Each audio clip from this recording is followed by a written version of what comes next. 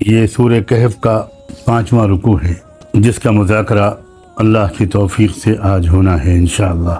ان آیات میں اللہ تعالیٰ نے دو لوگوں کی زندگی کے حالات اور انجام کو ایک مثال کے طور پر بیان فرمایا۔ میں مناسب سمجھتا ہوں کہ پہلے ان آیات کا ایک ترجمہ آپ کے سامنے پیش کروں۔ وَاضْرِبْ لَهُم مَّثَلَ الرَّجُلَيْنِ، اے ہمارے پیارے رسول، آپ ان لوگوں کے سامنے ان دو آدمیوں کی مثال بیان کیجیے جن میں سے ایک کے لیے ہم نے ایک کو انگور کے 2 باغات دے رکھے تھے، اور ان باغوں کو بھی ہم نے کھجور کے درختوں سے گھیرا ہوا تھا۔ باغات انگور کے، اور چاروں طرف کی جو باؤنڈری ہے وہ ایک بے فیض قسم کے جنگلی درختوں کے بجائے اس میں بھی ہم نے کھجور کے درخت عطا کیے تھے۔ اس شخص کے پاس جو دولت تھی اس کا ایک بہت بڑا ذریعہ یہ باغات تھے، اور پھر ان دونوں باغوں کے درمیان الگ سے کھیتی بھی ہوتی تھی، یعنی بہترین پیداواروں کا انتظام، غلہ اور اناج بھی، اور کھجور اور انگور جیسے پھل بھی۔ اور یہ دونوں باغ بھی کلتا الجنتین آتت اکلہا، بہت بھرپور طریقے سے اپنے پھل دیا کرتے تھے، پورا پھل دیتے تھے، ذرا بھی کمی کسی فصل میں نہیں ہوتی تھی۔ وَلَمْ تَظْلِم مِّنْهُ شَيْئًا وَفَجَّرْنَا خِلَالَهُمَا نَهَرًا، اور مزید یہ کہ ہم نے ان دونوں کے درمیان ایک نہر بھی جاری کر رکھی تھی تاکہ سینچائی کا کوئی مسئلہ ہی نہ ہو، کوئی کمی نہ پڑے پانی کی، کہیں دور سے لانے میں کوئی خرچہ بھی نہ ہو۔ تصور کیجئے ذرا، وسیع و عریض اراضی میں باغات ہیں، بھرپور پھل دینے والے باغات ہیں، اور بہترین کھیتی بھی ہو رہی ہے، اور سینچائی کا بھی وہیں پر انتظام ہے، مستقل طور پر ایک نہر جاری ہے۔ وَكَانَ لَهُ ثَمَرٌ، اور اس شخص کے پاس اور بھی آمدنی کے ذرائع تھے، یعنی اس نے اپنے انویسٹمنٹ کو اس طرح پھیلا رکھا تھا کہ مختلف کاروباروں میں اس نے سرمایہ اپنا لگا رکھا تھا، اور مختلف اور دوسرے ذرائع سے بھی اس کو بہت اچھی آمدنی ہوا کرتی تھی۔ اب اس کا جو دوسرا ایک دوست تھا، جو ابھی آگے چل کے معلوم ہوگا کہ وہ شخص بڑا بہترین سیرت و کردار کا انسان تھا، ایمان اور اعمال صالحہ کے لحاظ سے بہت ہی کامیاب ایک مثالی انسان تھا، مگر اس کی آمدنی کم تھی، معاشی لحاظ سے وہ اس قدر مضبوط اور ایسا خوشحال نہیں تھا۔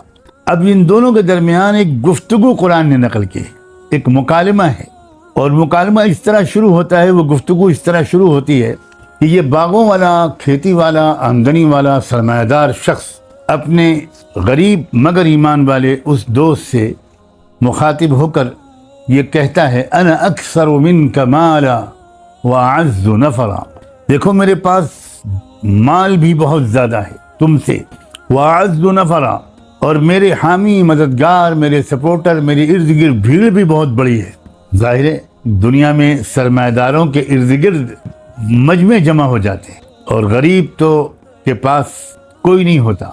وَدَخَلَ جَنَّتَهُ وَهُوَ ظَالِمٌ لِنَفْسِهِ، اب ایسا معلوم ہوتا ہے کہ یہ دونوں بات کر رہے ہیں اور رواں دواں ہیں، چل رہے ہیں، کیونکہ قرآن کہتا ہے وَدَخَلَ جَنَّتَهُ وَهُوَ ظَالِمٌ لِنَفْسِهِ، اور وہ اس طرح یہ اپنے باغ میں داخل ہوا کہ اس کی قلبی اور نفسیاتی کیفیت بہت خراب تھی۔ وَهُوَ ظَالِمٌ لِنَفْسِهِ، اکڑ، غرور، مستی، دولت کا نشہ، اپنے سپورٹرز کی تعداد کی وجہ سے بہت زیادہ بڑے بڑے بول، اونچی سوچ، اس کیفیت کے ساتھ وہ باغ میں داخل ہوا۔ اس پر ذرا بہت دھیان رکھیے گا کہ وہ جس وقت اپنے باغ میں داخل ہوا تو ایسے وقت میں باغ میں داخل ہوتے وقت 2 قسم کی کیفیتیں ہو سکتی ہیں۔ ایک ہو سکتی ہے وہ کیفیت جس میں انسان کا سر جھکا ہوا ہو، دل کے اندر اپنے مالک کے شکر کے جذبات ہوں، اور یہ احساس زندہ ہو کہ میرے مالک نے یہ جو کچھ بھی عطا فرمایا ہے یہ اس کی عطا ہے، اور یہ عطا بھی دراصل میرے ایک امتحان کے لیے ہے، یہ میرا امتحان ہے، میرے مالک مجھے اس میں کامیاب رکھیے گا۔ میں دل سے اقرار ایک بات پھر کرتا ہوں کہ یہ سب کچھ آپ کی عطا ہے۔ ایک تو کیفیت یہ ہو سکتی ہے، اور ایک کیفیت ہو سکتی ہے اطراحت کی، غرور کی، نشے کی، دل کے اندر یہ خیالات کہ واہ کیا میں کتنا سمجھدار، کتنا چالاک، میری ہر کوشش کامیاب ہوتی ہے، میرا کوئی تیر نشانے سے چوکتا نہیں ہے، میں تو بہت ہی جینیس اور قابل انسان ہوں۔ اسی قسم کی کیفیت کے ساتھ قرآن بتاتا ہے کہ وہ شخص اپنے باغ میں داخل ہوا۔ قال ما اظن ان تبید هذه ابدا، اور کہنے لگا کہ مجھے تو بالکل یہ یقین ہے کہ میرا یہ باغ اور میرا یہ سارا سرمایہ کبھی بھی برباد نہیں ہوگا۔ میں نہیں سمجھتا کہ کبھی زوال آئے گا۔ میری معیشت، میری اکنامی بہت مضبوط ہے، اور میں تو ہمیشہ ایک بہت بڑی طاقت بن کے ہی زندگی گزاروں گا۔ وما اظن الساعة قائمة، اور میں نہیں سمجھتا کہ قیامت کبھی آئے گی۔ اگر ہم اس کا ترجمہ قیامت ہی کرتے ہیں، ایسا معلوم ہوتا ہے کہ جیسے یہ دونوں دوست جو گفتگو کر رہے تھے، اس میں یہ ایمان والا اس کا جو دوست تھا، ساتھی تھا، وہ اس کو سمجھانے کی کوشش کرتا تھا کہ دیکھو نعمتوں کے زوال کا وقت یقینی ہے، عروج کے بعد زوال ضرور ہوتا ہے، اور ایک وقت تو ایسا آئے گا جب سب کچھ ٹوٹ پھوٹ جائے گا۔ تو یا تو تمہاری یعنی قیامت سے مراد اس شخص کی سرمایہ دارانہ حیثیت کا خاتمہ ہے، معیشت کی بربادی ہے، اور یا مجموعی عمومی قیامت جو آنے والی ہے، وہ دونوں کا حاصل تو ایک ہی ہے۔ تو ایسا معلوم ہوتا ہے کہ درمیانی گفتگو اس ایمان والے نے اس شخص کو زوال کی اور خاتمے کی ان گھڑیوں کو یاد دلایا کہ دیکھو کوئی نعمت کبھی ہمیشہ نہیں رہتی، اس لیے ذرا اپنے مزاج میں اعتدال پیدا کر۔ تو جواب میں اس نے کہا کہ مجھے نہیں لگتا، میں نہیں مانتا، میری سرمایہ داری پر کبھی کوئی برا وقت نہیں آئے گا۔ وَلَئِذْ رُدِدتُّ إِلَىٰ رَبِّي لَأَجِدَنَّ خَيْرًا مِّنْهَا مُنْقَلَبًا، اور مان لیا بالفرض کبھی میں اپنے پروردگار رب کے سامنے پہنچا بھی دیا گیا، مان لو تمہاری بات صحیح نکلی اور روز محشر کھڑا کر دیا گیا، تو سنو لَأَجِدَنَّ خَيْرًا مِّنْهَا مُنْقَلَبًا، تو میں تو وہاں بھی اس سے بھی بہتر باغ حاصل کر لوں گا۔ تکبر اور غرور جب انسان کے اوپر چھا جاتا ہے تو کیسے کیسے بڑے بول بولتا ہے انسان، کتنی بڑی بات اپنے منہ سے نکال دیتا ہے بڑی آسانی کے ساتھ۔ دولت کا نشہ، طاقت کا نشہ بہت خراب ہوتا ہے، اور جس کسی انسان پر یہ نشہ چھاتا ہے، تاریخ بتاتی ہے کہ ایسا کوئی انسان ہلاکت سے بچا نہیں ہے، اور جس کسی قوم پر، جس کسی حکومت یا حکمراں پر یہ نشہ چھاتا ہے، تاریخ بتاتی ہے کہ اس قوم کو بربادی اور ہلاکت سے کوئی نہیں بچا سکتا۔ یہ انسان کی قلبی اور نفسیاتی کیفیت اور اس سے نکلنے والے اعمال اور اقوال، ان دونوں کا ایک فطری نتیجہ ہوتا ہے، ایک لازمی طور پر اللہ تعالیٰ کے قانون میں یہ ان بلڈ سسٹم ہے کہ اس کا نتیجہ یہ نکلے گا، اور عبدیت اور بندگی اور انسانی قدروں اور معتدل کیفیت اور تواضع، ان کے نتیجے بہت خوشگوار نکلیں گے۔ قال له صاحبه وهو يحاوره، اب یہ جو ایمان والا دوست ہے جو معاشی اعتبار سے اپنے اس دوست سے بہت پیچھے ہے، اب وہ اس کو دعوت دینا شروع کرتا ہے، سمجھاتا ہے۔ قرآن ہم تک اس گفتگو کو نقل کر رہا ہے، اور وہ یہ کہتا ہے اکفرت بالذی خلقک من تراب ثم من نطفہ ثم سواک رجلا، ذرا پہلے تم خود اپنے اوپر تو غور کرو، تم بھول گئے اس بات کو؟ کیا تم اس بات کی ناشکری اور انکار کرتے ہو کہ تم کو کسی نے پیدا کیا ایک مٹی سے؟ تم اس ذات کے ساتھ کفر کر رہے ہو جس نے تم کو پیدا کیا تم کو پیدا کیا مٹی سے، ثم من نطفۃ، اور پھر نطفے سے، گندے پانی کے قطرے سے، اس سے تم پیدا ہوئے، ثم سواک رجلا، اور پھر تم کو ایک صحیح سالم آدمی بنا دیا اس نے۔ ذرا سوچو، اس کی گفتگو کا مطلب یہ ہے کہ اس نے یہ کہا کہ تم یہ تو سوچو ذرا کہ جن چیزوں پر تم ناز کر رہے ہو پہلے تم خود سوچو۔ تم آپ کو اپنی صلاحیت پر، اپنے دماغ پر، اپنے عقل پر، اپنی ٹیکنک پر، اپنی ٹیکنالوجی پر بہت تم کو غرور ہے۔ کس نے دیے تم کو یہ صلاحیت؟ اور کہاں سے شروع ہوا تھا تمہارا وجود؟ تم کیا ہو؟ اپنے وجود کو بھول گئے۔ یہ جو تم کو مختلف مراحل سے گزار کر خدا نے ایک سمجھدار انسان بنایا، تم کو عقل دی، تم کو کام کرنے کا سلیقہ اور ہنر سکھایا، اگر ذرا سا تمہاری تخلیق میں کمی رہ جاتی تو تم کچھ کر سکتے تھے، یا تخلیق کے بعد ذرا سی خرابی تمہاری دماغ میں، جسم کے کسی پرزے میں ہو جاتی تو تمہاری کیا حیثیت تھی؟ تم کیا کر پاتے؟ یہ جو تم سب دیکھ رہے ہو، یہ باغات وغیرہ، یہ سب، یہ کیا یہ پتیاں، یہ پتے، یہ تم نے پیدا کیے؟ یہ تنے، تناور درخت، یہ پھل تم نے پیدا کیے؟ وہ جو سسٹم یہ غلے اگاتا ہے، یہ سسٹم تم نے بنایا؟ کس دھوکے میں ہو تم؟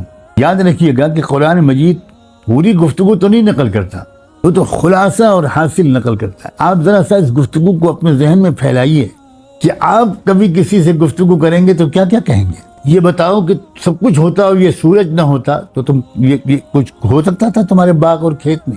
تم بھول گئے اس بات کو کہ ایک گیہوں کا دانہ پیدا کرنے کے لیے زمین اور آسمان کی لاکھوں طاقتیں اللہ کے بنائے ہوئے سسٹم کے مطابق فنکشن کرتی ہیں، تب ایک دانہ پیدا ہوتا ہے۔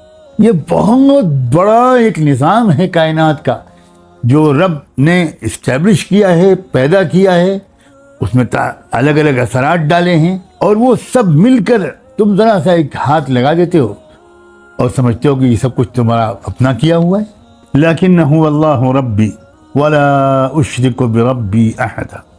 تمہارا اپنا تم جانو، تم کون سا راستہ چنتے ہو اپنے بارے میں۔ میں بڑے صاف لفظوں میں اے دوست تم سے کہتا ہوں کہ میرا تو یقین یہ ہے کہ اللہ ہی میرا رب ہے، جو کچھ بھی میرے پاس ہے، جو عطا کرتا ہے میرا رب عطا کرتا ہے، میں خود کچھ نہیں۔ ولا اشرک بربی احد، اور میں اپنے رب کے ساتھ کسی کو کبھی بھی شریک نہیں کرتا۔ ولولا اذ دخلت جنتک قلت ما شاء اللہ لا قوت الا باللہ۔ کیوں ایسا نہیں ہوا کہ جب تم باغ میں داخل ہو رہے تھے تو تم کو تو یہ کہنا چاہیے تھا، تم نے کیوں نہیں کہا کہ یہ جو کچھ ہے یہ میرے اللہ کی مشیت ہے؟ لا قوت الا باللہ، اللہ کے سوا کوئی طاقت کسی میں نہیں ہے، کسی میں کوئی قوت نہیں ہے اللہ کی مدد کے بغیر۔ اللہ جو چاہتا ہے وہی ہوتا ہے، ما شاء اللہ۔ یہ جو کچھ ہے یہ اللہ کی مشیت ہے، اس کی عطا ہے۔ ان ترانی انا اقل منک مالا وولدا، تم اگر یہ دیکھ رہے ہو، سمجھ رہے ہو کہ مال اور کنبے، اولاد، خاندان، ہر لحاظ سے میں تم سے کمتر ہوں، پچھڑا ہوا ہوں، فعسى ربی ان یؤتینی خیرا من جنتک، سنو مجھے یہ امید ہے کہ ایک وقت آئے گا جب میرا رب مجھ کو تم سے بہتر باغ عطا کرے گا، اور تمہارے باغ پر کوئی نہ کوئی آسمانی آفت بھیج دے گا، حسبانا من السماء، کوئی مصیبت آ جائے گی، فتصبح سعیدا زلقا، پھر یہ تمہارا باغ ایک چٹیل میدان بن جائے گا۔ مجھے یقین ہے کہ حالات تبدیل ہوں گے، یا یہ جو پانی ہے بالکل اندر اتر جائے گا، نیچے چلا جائے گا۔ سیرابی جس سے ہو رہی ہے، سچائی جس سے ہو رہی ہے، تمہاری معیشت جس سے ترقی کر رہی ہے، بنیادی طور پر پانی ہی تو ہے۔ اگر یہ پانی نیچے اتر گیا زمین میں، اس کی سطح سے وہ نیچے چلا گیا، تو پھر تم اس سے کچھ کر نہ پاؤ گے، کچھ تلاش نہ کر پاؤ گے، اس پانی کو نکال نہ پاؤ گے۔ اب یہ گفتگو دونوں کے درمیان ہوئی، اس گفتگو کو اللہ نے نقل کیا۔ اب یہ گفتگو ایک بار ہوئی، کئی بار ہوئی، کئی بار اس نے سمجھایا، یعنی یہ ایک مثال کے طور پر، ایک نمونے کے طور پر دو کردار اللہ نے پیش کیے۔ اس سے پہلے کہ میں ذرا اس پر ذرا اور اب تفصیل سے کچھ روشنی ڈالنے کی کوشش کروں، میں ذرا اس رکوع کو مکمل کر لوں۔ انجام کیا ہوا؟ وَأُحِيطَ بِثَمَرِهِ، اور اس شخص کی دولت کو آفتوں نے گھیر لیا، اس شخص کی دولتوں کو آفت نے گھیر لیا، اور راتوں رات اس کی ایسی حالت بدلی اور بگڑی کہ فَأَصْبَحَ يُقَلِّبُ كَفَّيْهِ عَلَى مَا أَنفَقَ فِيهَا، جو کچھ اس نے اپنے باغ پر خرچ کیا تھا، جو سرمایہ کاری کی تھی، جو انویسٹمنٹ کیا تھا، صبح ہوئی تو اس حالت میں کہ وہ سب اس کا انویسٹمنٹ برباد ہو چکا تھا، ساری محنت برباد ہو چکی تھی، سب کچھ لٹ گیا تھا، اور اب اس کے پاس ہاتھ افسوس کے ہاتھ، کف افسوس ملنے کے سوا کوئی چارہ نہیں تھا۔ فَأَصْبَحَ يُقَلِّبُ كَفَّيْهِ عَلَى مَا أَنفَقَ فِيهَا، وہ اپنے ہاتھ ملتے رہ گیا اس سب سرمایہ پر جو اس نے اس باغ پر لگا دیا تھا، اور وہ باغ کا حال یہ تھا جب اس نے دیکھا صبح کہ وہ بالکل گرا پڑا ہوا تھا. انگور کا جو باغ ہوتا ہے وہ تو بیل، انگور کی بیل چڑھتی ہے کسی سہارے پر، تو وہ سارے سہارے جن بلیوں پر وہ بیل چڑھی تھی وہ ساری کے ساری سب گری پڑی تھی. جو ٹٹیاں ہوتی ہیں، جو بھی آپ اس کو کہہ دیں، جس پر انگور کی بیلیں چڑھائی جاتی ہیں. اور وہ بیچارہ یہ کہہ رہا تھا کہ یا لیتنی لم اشرک بربی احدا، کاش میں نے اپنے رب کے ساتھ کسی کو شریک نہ کیا ہوتا. ولم تکن لہ فئۃ ینصرونہ من دون اللہ، اور کوئی نہ تھا اس کے ساتھ، کوئی جتھا، کوئی گروہ جو بھیڑ لگی رہتی تھی اس کے پیچھے پیچھے چلتی تھی، سیٹھ صاحب کے ساتھ، نواب صاحب کے ساتھ، سب تتر بتر ہو گئے. جب برے دن آئے تو سب نے ساتھ چھوڑ دیا. اب کوئی نہیں تھا جو اللہ کے مقابلے میں اس کی مدد کر سکتا. وما کان منتصرا، اور وہ اپنا کچھ بھی بچاؤ نہ کر سکا. ہنالک الولایۃ للہ الحق، ایسے موقع پر پتہ چلتا ہے کہ اللہ برحق ہی کے لیے ہیں سارے اختیارات، ساری طاقت اللہ کے ہاتھ میں.